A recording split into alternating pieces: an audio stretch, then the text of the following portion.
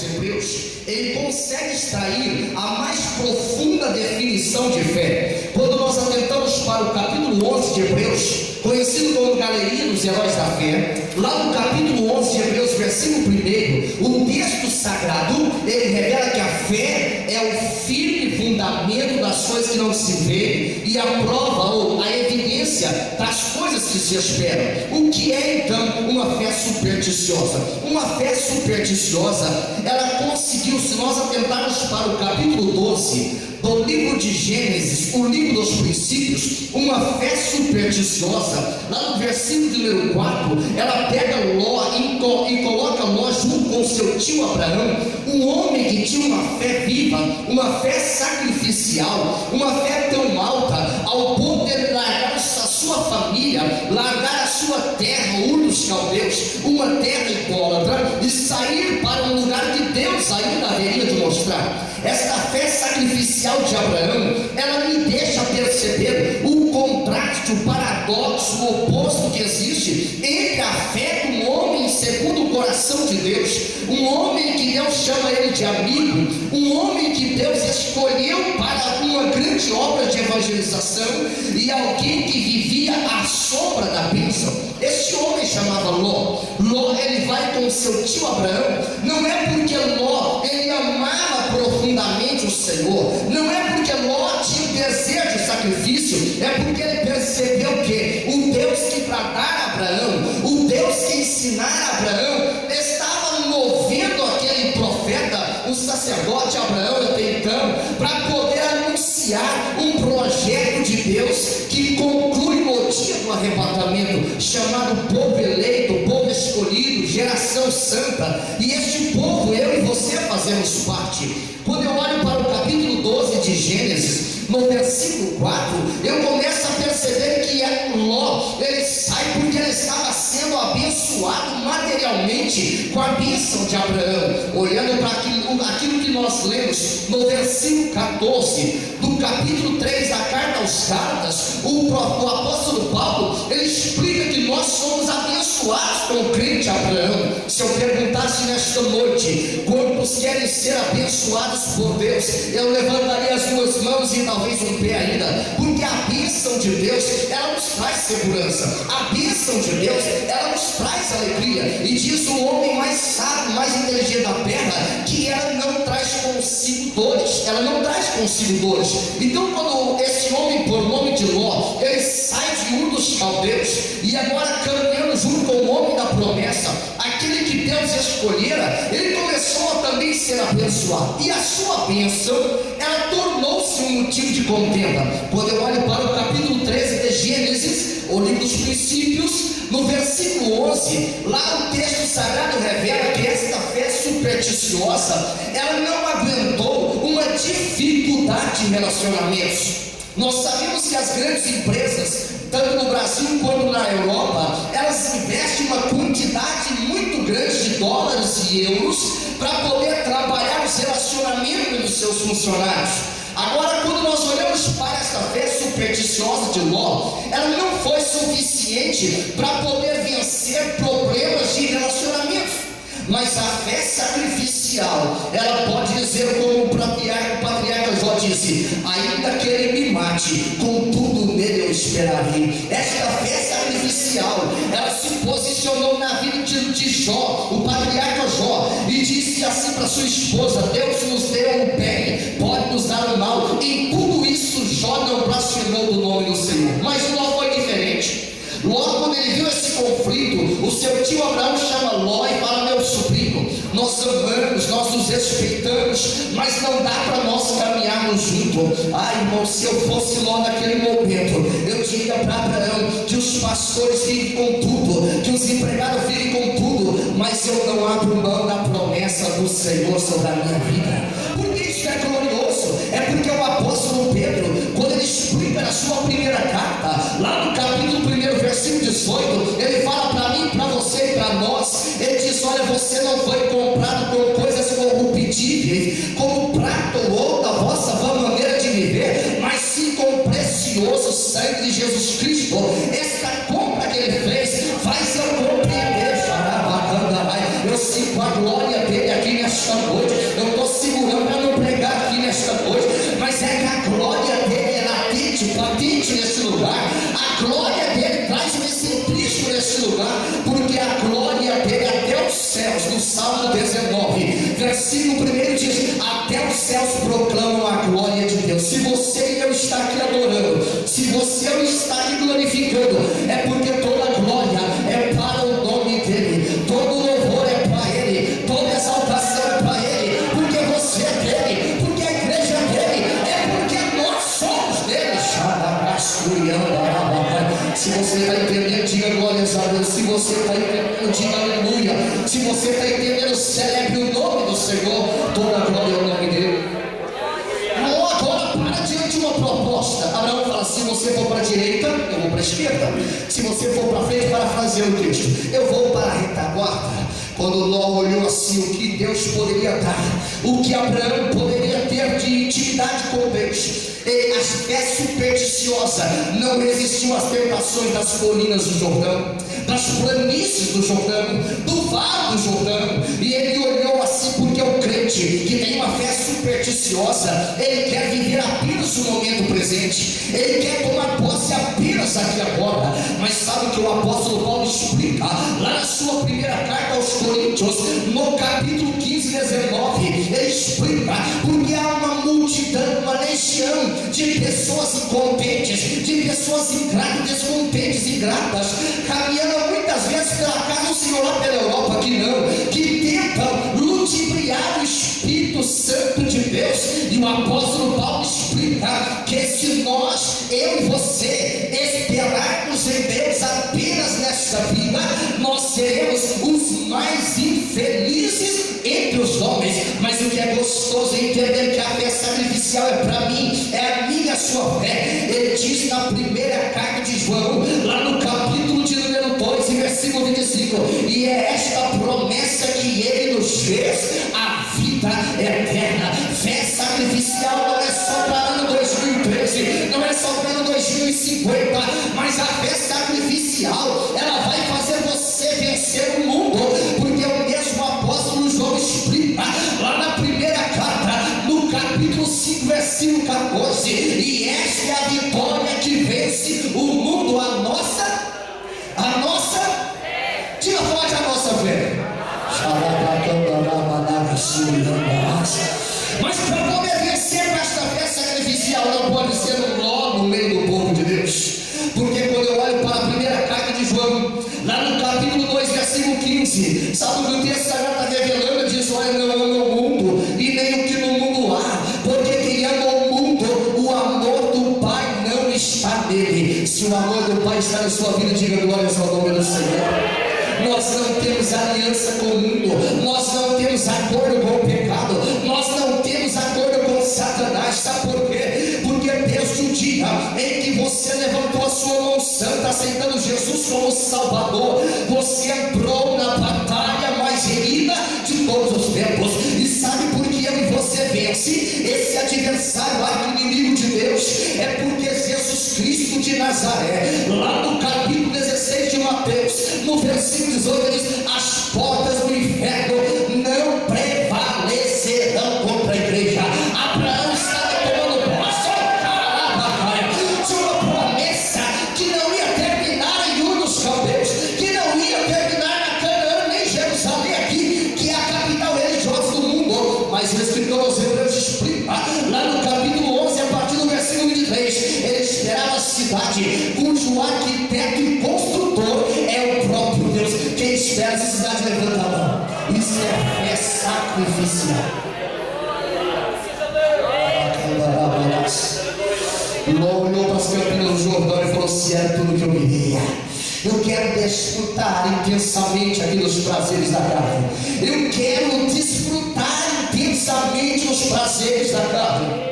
Aí ele sai pensando: eu ganhei de Abraão, essa batalha é minha, eu agora tenho controle absoluto da minha vida, eu estou por cima de mim só avião não, é por cima dos aviões tem constelações, tem astros, e por cima dos astros, um dia um homem que tinha acesso ao palácio, um homem que tinha acesso à liturgia do culto, do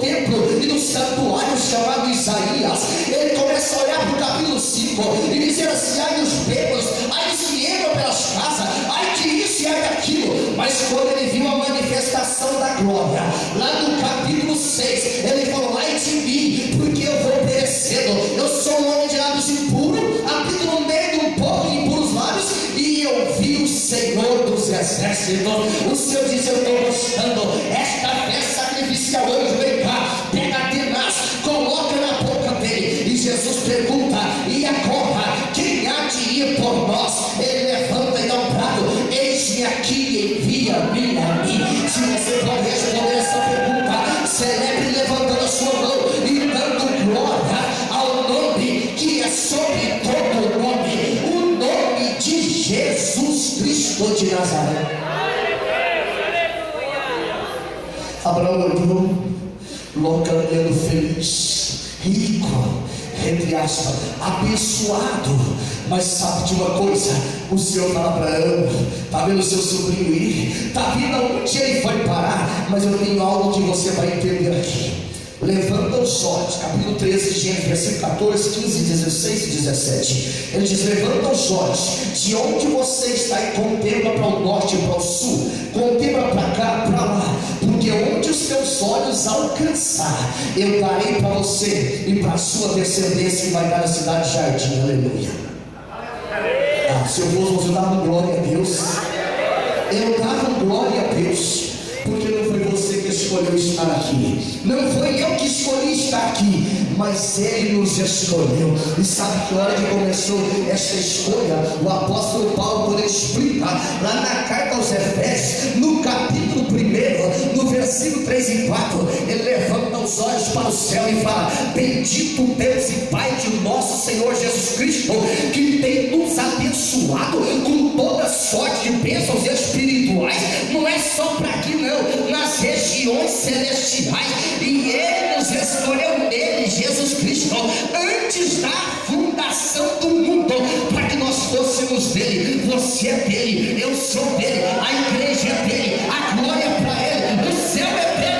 Por isso eu e você, vale a pena perseverar na fé. O justo viverá. Crente é inteligente, irmão. Crente basta arriscar um palho assim, a coisa já fica fervorosa. Sabe por quê? Porque ele sabe que se o olhinho dele fechar aqui, vai descortinar uma eternidade. E Jeová vai falar assim: você foi fiel. Está aqui a coroa da justiça para todos aqueles que amam e aguardam a vida do Todo-Poderoso Jesus Cristo. Se você tem essa esperança, diga glórias ao nome do Senhor.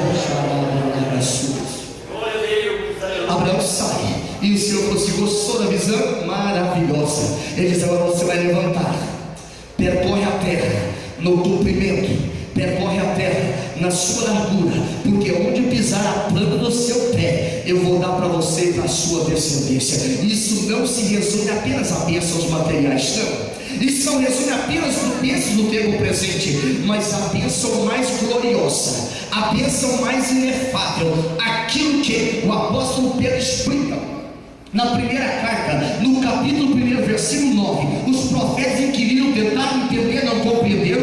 Os anjos, versículo 12, eles examinaram, perscrutaram para compreender, mas Ele nos revelou através do Espírito, através da palavra, através da revelação. Sabe por que você e eu somos salvos? É porque a nossa fé é uma fé sacrificial. Pastor, não estou entendendo. Abraão sai confiando na promessa, e logo vai para Sodoma e Gomorra, uma cidade modelo, uma cidade, como diz o português, estava batendo, aqui parece que estava bombando, né? Estava batendo, e Ló chegou lá, ele tinha dinheiro, irmãos. Ele ficava na entrada da cidade, todo mundo olhava para ele e falava assim: você é o cara, né? Você é especial, você é um nome de destaque aqui. E ele foi dominado pelo sistema mundano, ele foi negociando a sua salvação. Mas acontece que lá na terra que ele estava caminhando, o seu tio Abraão, o Senhor disse: eu não posso responder de Abraão o que eu estou fazendo, eu não posso deixar isso assim à margem. Abraão é meu amigo. E o Senhor desce esses três, a trindade completa. Vamos ver o que está acontecendo em Sodoma e Gomorra. Chegaram ao meio-dia, o sol escaldante, Abraão, quando olhou de longe, ele pensou assim, para fazer o texto: eu conheço essa visão, eu conheço esse olhar, eu conheço esse ambiente, a coisa está ficando gostosa. Isso não vai passar, não, vai ficar aqui, porque Abraão permaneceu na presença do Senhor. E sabe o que aconteceu? O Senhor disse aqui: nós vamos destruir Sodoma e Gomorra. Só que Abraão permaneceu na presença do Senhor, e ele fala assim: se tiver 50 crentes lá, o Senhor não destrói não. Ele disse: não, por amor aos 50 crentes eu não vou destruir. Abraão começou a pensar: quem sabe o meu sobrinho não foi tão feliz na evangelização, quem sabe a terra lá é mais dura. E ele então fala: se tiver 45, o Senhor não destrói não. Ele disse: não. Abraão olhou e pensou: pode ser que não tenha 45, vai descendo 40, 35, 30, 20. Aí ele vai para o extremo da misericórdia.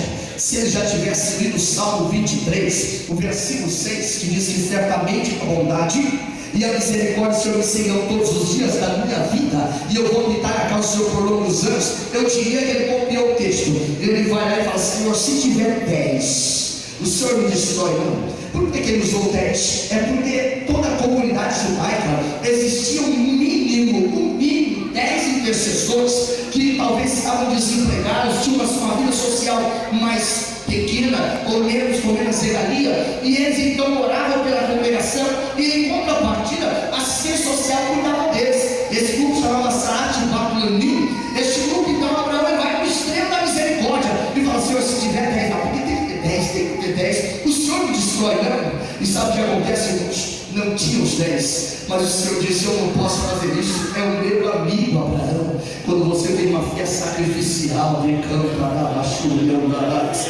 Elifas pode não te entender, aleluia. Bildade Suíta pode não te entender, a sua esposa pode não te entender, mas existe um Deus no céu,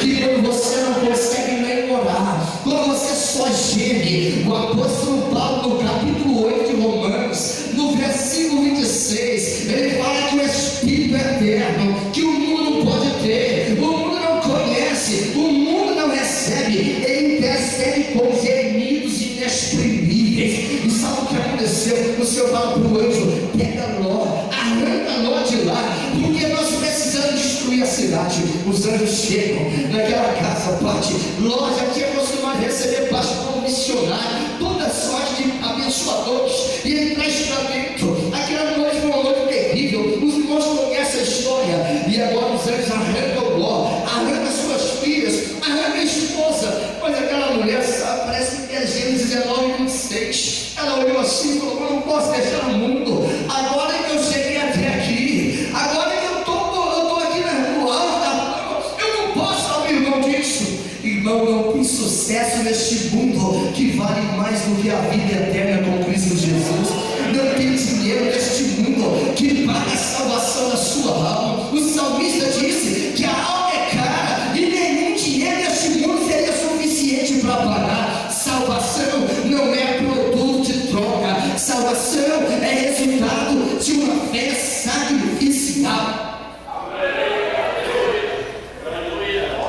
Atos capítulo 25, 19, a Bíblia fala que Festo, o governador, o rei Agripa, o rei, ele agora pensava que a fé de Paulo era uma fé supersticiosa. O governador disse para o rei: olha, é o tal de defunto que Paulo fala que vive. Mas o que ele não sabia é que aquela pregação do apóstolo Paulo, ele ensina isso na igreja da Galácia, na carta aos Gálatas, no capítulo 2, versículo 20, ele diz: eu fui crucificado com Cristo, e eu vivo não mais eu, mas ele vive em mim. E esse viver que eu agora eu vivo pelo poder do Filho de Deus. Esta palavra fez o inferno inteiro reconhecer, os céus reconhecem, a igreja reconhece. Pastor, não estou entendendo nada, não está entendendo? Atos dos Apóstolos, capítulo 19, versículo 15, quando os filhos de sacerdotes, porque filho de crente não é crente não, irmão. Filho de crente tem que aceitar Jesus como Salvador, passar debaixo da cruz e levantar a sua mão e dizer assim: o Senhor é Salvador da minha vida. A salvação é individual. Se você crê, diga glórias a Deus. No capítulo 19, versículo 15, aleluia. Eles olharam assim, estava bonito demais. expulsando demônio, fazendo milagres, prodígios. Eles disseram assim: vamos ouvir como é que ele fala. E eles então copiaram. Quem sabe eles disseram assim: sai no nome de Jesus. Quando eles falaram isso, irmãos, o demônio se levantou, 19, 15 anos, e falou assim: eu sei quem é Jesus. Eu conheço bem, olha ele disse lá no texto, eu conheço bem quem é Paulo, mas vocês quem são? Sabe o que ele fez com eles? Desceu um couro santo na vida deles, desceu a borracha, e eles saíram enfarrados, saíram envergonhados, porque não adianta ler a Bíblia, conhecer de capa a capa, se não obedecer a palavra do Senhor. Não adianta levantar a mão no céu e cantar, porque o salmista explica no Salmo 47, versículo 7, se for adorar, adora com inteligência. O salmista explica também no Salmo 119, versículo de número 45, ele diz: eu andarei em liberdade, não é porque agora eu fiquei de maior, eu andarei em liberdade, porque eu busquei os seus preceitos. Quem ama esta palavra, diga glórias a Deus. Mas se eu perguntasse para a igreja do Pentecostes, a igreja do cenáculo, por que é que a sua fé está resistindo 10 dias de perseverança? Eles diziam: é porque o Senhor que foi, Ele fez uma promessa para nós ficarmos em Jerusalém. Ele não disse era um dia, Ele não disse era 2 dias, Ele não disse era 3 dias, mas Ele disse que o poder viria, a virtude viria. A expressão vernacular no livro de Lucas, no capítulo 24, no versículo 49, eles vão para Jerusalém, até que no alto vai ser revestido de poder. Eles disseram: nós já estamos em Jerusalém. Lá no capítulo 1 de Atos dos Apóstolos, versículo 8, a promessa mais uma vez é vacinada: e recebereis poder ao descer sobre vós o Espírito Santo. No capítulo 2 de Atos, versículo 1, todos estavam reunidos. De repente um som como de um vento veemente, impetuoso. Se fosse hoje 27 graus, ele viajaria a 340 metros por segundo. Ele assoprou sobre aquela casa, e todos foram cheios do Espírito Santo e saíram para anunciar com ousadia a palavra do Senhor. Deus está à procura de crente cheio do Espírito Santo, que deixa para trás as vontades pessoais para dizer: eis-me aqui, Senhor, envia-me a mim, porque as nações estão clamando pela palavra do Evangelho. Por que eu falo de nações? É porque Deus é grande. Fala comigo: Deus é grande, Deus é poderoso. Ele não disse para você pedir um bairro, Ele não disse para você pedir a família apenas, mas no Salmo de número 2 e no versículo 8, ele diz: pede-me e eu te darei as nações, plural, por herança. Se você tem essa promessa para você, para sua casa, para sua família, levante a sua mão e exalte aquele que vive e que reina para sempre, porque eu tomo posse dessa promessa. O que caracteriza uma fé sacrificial? Primeira coisa, o preço.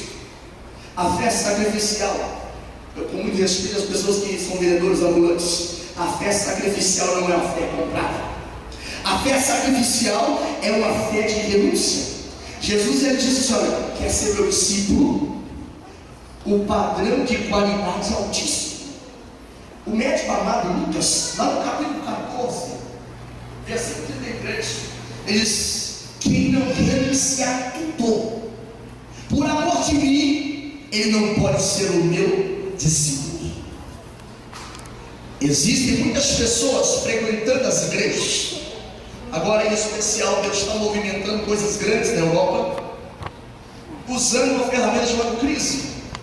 Pessoas que não desceram do pedestal pela sua tradição religiosa, que cansaram de ir no bruxo, porque eles vão nos bruxos, igual vai no médico. Eles disseram assim: agora, eu estou achando gostoso, nunca vi numa igreja. Eles estão dizendo assim: deixa eu ir à tua casa jantar. Fala assim: essa é a coisa mais normal do mundo. Lá não é normal. Tem crente que nós já batizamos nas águas mais de 3 anos, nunca deixou ir na casa deles.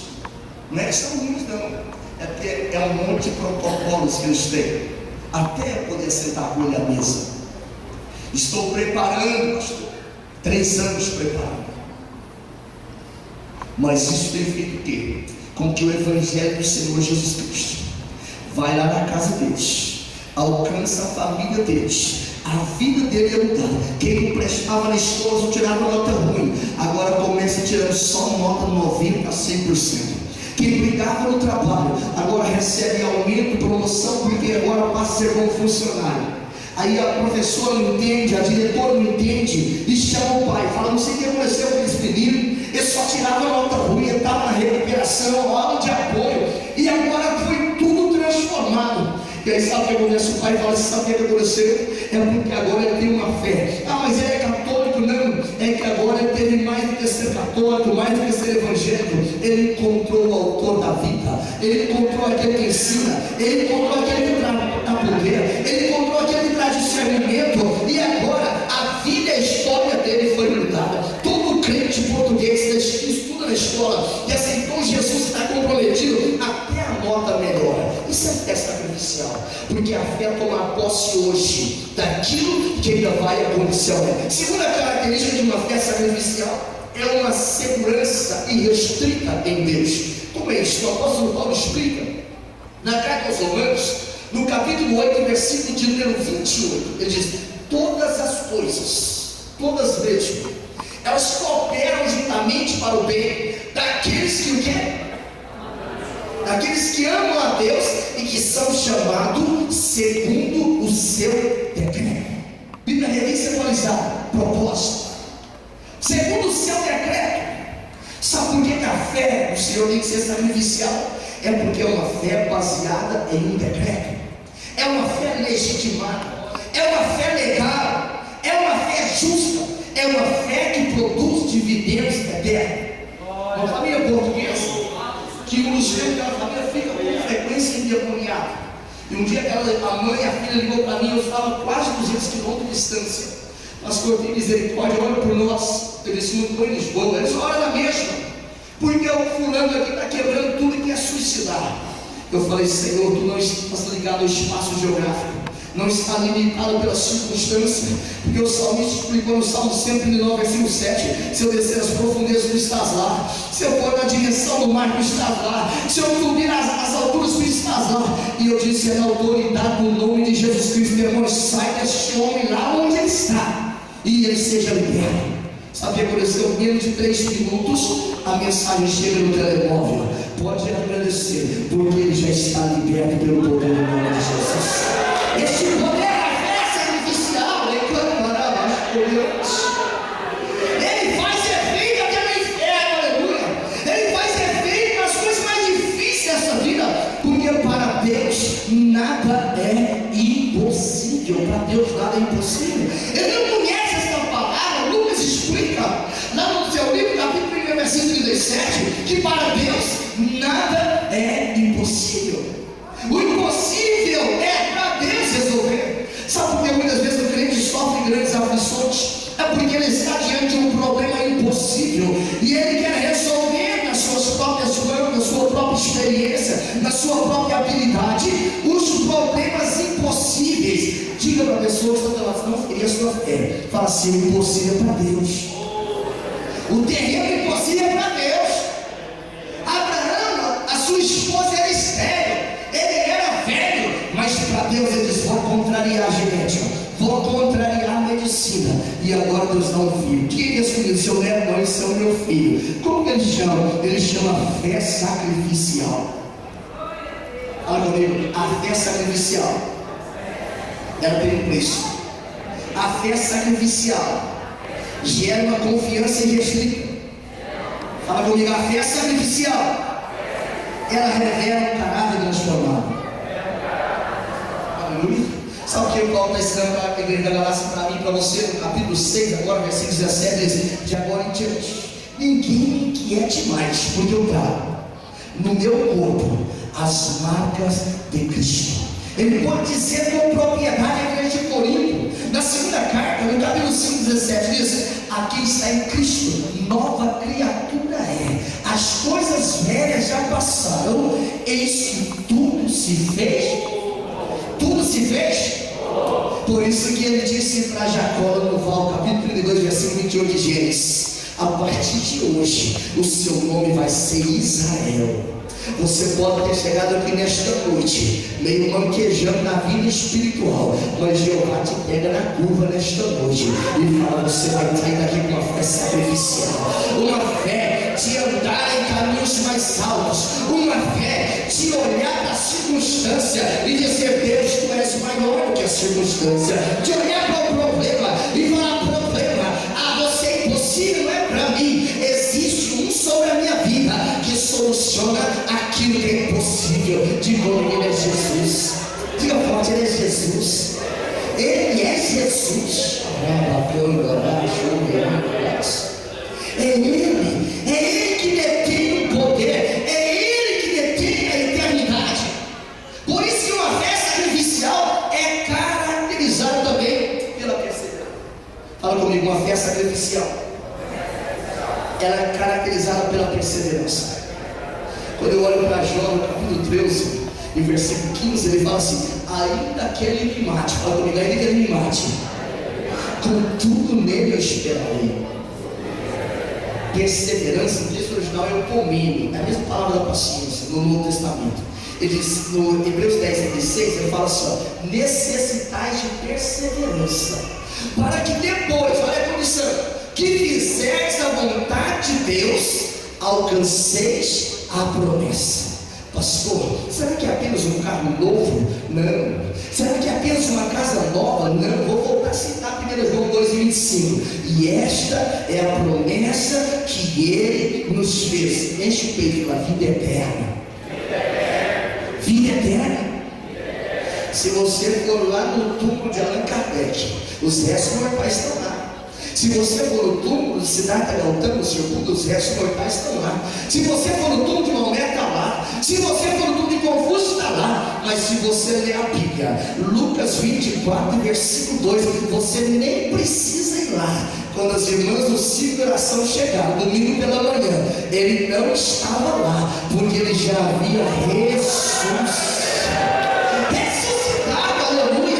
Jesus ressuscitou, e por isso que eu e você, Paulo explica na primeira carta aos Tessalonicenses, lá no capítulo 4, versículo 12: nós não somos como aqueles que não têm esperança, nós somos daqueles que cremos na ressurreição. Porque o apóstolo Paulo, quando ele explica na primeira carta aos Tessalonicenses, no capítulo 4, versículos 16 e 17, ele usa uma expressão: e o arcanjo vai tocar a trombeta, vai bradar na eternidade, os mortos em Cristo ressuscitarão primeiro, e nós que estivermos vivos seremos transformados e subiremos ao encontro dele nas nuvens. Por isso o crente da glória na aflição, da glória na tristeza, da glória na prosperidade, da glória na igreja, da glória no trabalho, da glória no carro, da glória no comboio, porque nasceu para dar glórias ao nome do Senhor. A palavra está contente no Novo Testamento, só existe no original uma única vez, na carta que Paulo escreve aos Filipenses, lá no capítulo 4, versículo 11, ele diz: eu aprendi a contentar-me com toda e qualquer situação, aflição, angústia, perseguição. Por isso ele pode dizer no versículo 13: tudo posso naquele que me fortalece. Sabe por que Paulo faz isso? É porque a fé sacrificial, ela extrai o mais profundo sentimento de gratidão. Para me concluir nesta noite, fala comigo: a fé sacrificial, ela tem fundamentos eternos. O primeiro fundamento dessa fé sacrificial, ela é fundamentado na soberania de Deus. Soberania de Deus. Capítulo 22 de Gênesis, o texto começa assim, parece que o texto foi soltado no versículo 1. Depois destas coisas, o que é essas coisas? A tradição judaica diz assim, que Satanás, a tradição, a Bíblia não diz isso, é a tradição, mas dá para entender o contexto fundo histórico.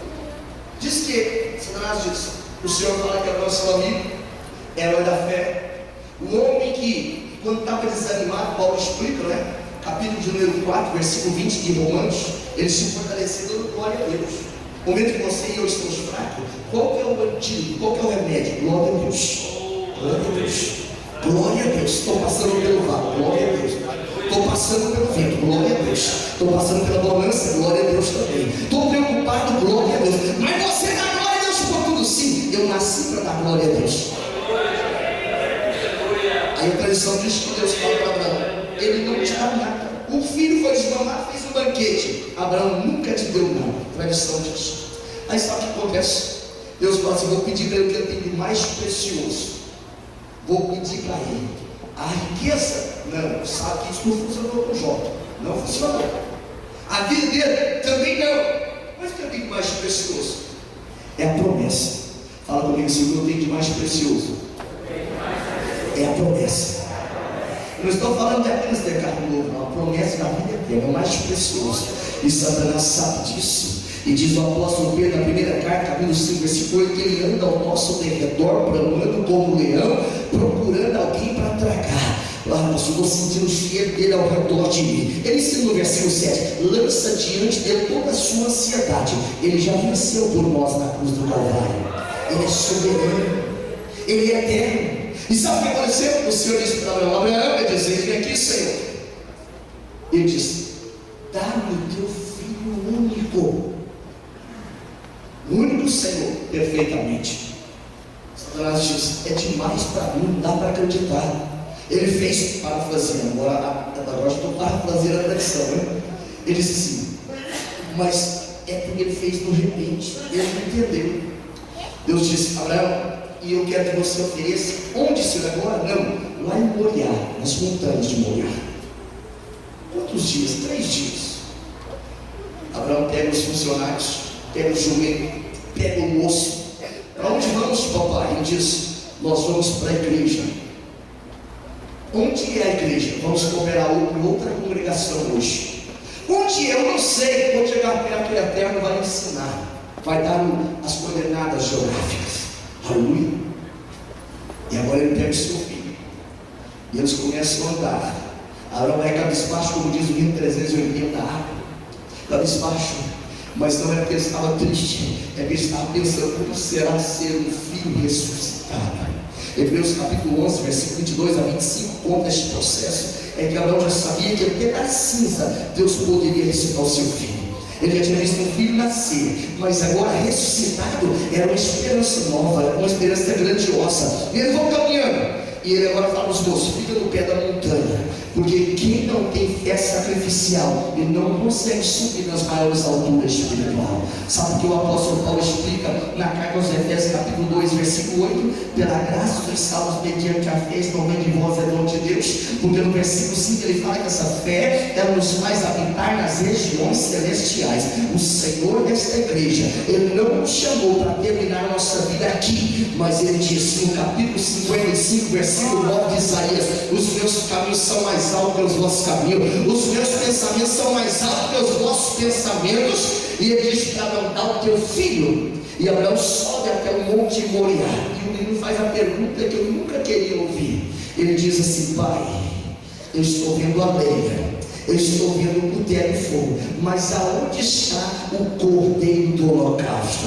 Se eu mandasse Isaías responder essa pergunta, ele diria no capítulo 64, versículo 4: desde a antiguidade jamais se viu, nem com os olhos se viram, nem com os ouvidos se perceberam, um Deus como o nosso, que trabalha por aqueles que nele esperam. O profeta Isaías explica que a cidade que habitava em trevas, ela agora viu romper uma grande e poderosa luz, porque o crente que crê na soberania de Deus, ele vive intensamente cada dia, sabendo que a eternidade é apenas uma questão da soberania de Deus, porque a sua fé, ela é uma fé sacrificial. Ele diz: o Senhor vai providenciar.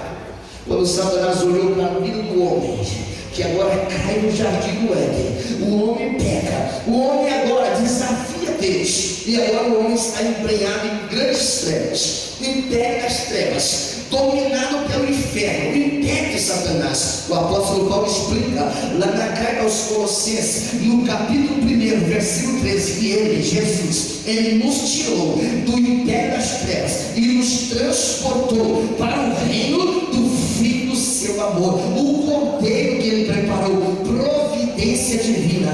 Os meus pés, o meu trabalho, a minha família não era suficiente para me fazer lembrar a vida eterna, mas Ele deu o seu Filho, o seu único Filho. Pastor Itamar pregou sobre João 3,16 lá. Ele deu o maior de todos os sacrifícios, um gesto inigualável de amor, para que eu e você pudéssemos ser salvos. E agora Isaías, ele começa de uma forma poética, no capítulo de número 9, e no versículo 2, a cidade que habitava em trevas, a região que habitava em trevas, ela agora vê uma grande e poderosa luz. Satanás diz: quem será que é? Isaías diz no capítulo 9, versículo 6, a virgem vai conceber, mas o menino que vai nascer, o principado, o governo, o domínio vai estar sobre os seus ombros, porque a providência divina diz que Ele é maravilhoso, diz que Ele é conselheiro, diz que Ele é Deus forte e que Ele é Pai da eternidade. Coloca o cordeiro agora, e a Bíblia explica lá na carta aos Hebreus, no capítulo 12, versículo 2, que pela alegria que lhe estava proposta, Ele suportou a cruz, não fazendo caso da ignomínia e da vergonha, porque Ele sabia que eu e você, nesta noite, estaríamos adorando, estaríamos glorificando, estaríamos celebrando, estaríamos magnificando o nome daquele que gera uma fé sacrificial. Eu estava, você estava, Paulo explica isso em Efésios 2:1, mortos nos nossos delitos e pecados, mas Ele nos deu vida. Fala comigo, Ele nos deu vida. Felipe, por favor, eu vou falar o seguinte ponto agora, de pé. Fala comigo, Deus é fiel. Fala comigo, Deus é soberano. Deus é providencial. Por acaso tem um gente aí nessa hora. Como Ele é fiel. Tem 3 Lamentações, versículo 21. O profeta Jeremias, agora todo mundo dizia: Jeremias, você profetiza no púlpito. Jeremias, isso está difícil, pois não acontece. E no versículo 21 ele fala: querem que eu dizer o que é a esperança? Versículo 21. Aí ele começa a dizer: a tua esperança é as tuas misericórdias. Satanás diz: não funciona, funcionou no passado, diz: não, ela se renova cada manhã. E sabe o que no versículo 16? Ele diz: grande é a sua fidelidade. Abraão falou: Senhor, é agora o golpe. E o Senhor disse para Abraão: porque eu sei que você me teme. Ah, já está o cordeiro ali, sacrifica. E Abraão desceu cantando o hino da vitória. Você pode ter chegado a te humilhar nesta noite pela circunstância, mas se você se render diante de Deus, você vai sair daqui como o profeta Abacuque, andando de forma altaneira. Pode faltar o produto da oliveira, se faltar em Portugal ele quebra depressa. Pode faltar ovelhas no curral, mas eu celebrarei, adorarei, magnificarei o nome do Senhor. Deus não tirou Abacuque da luta.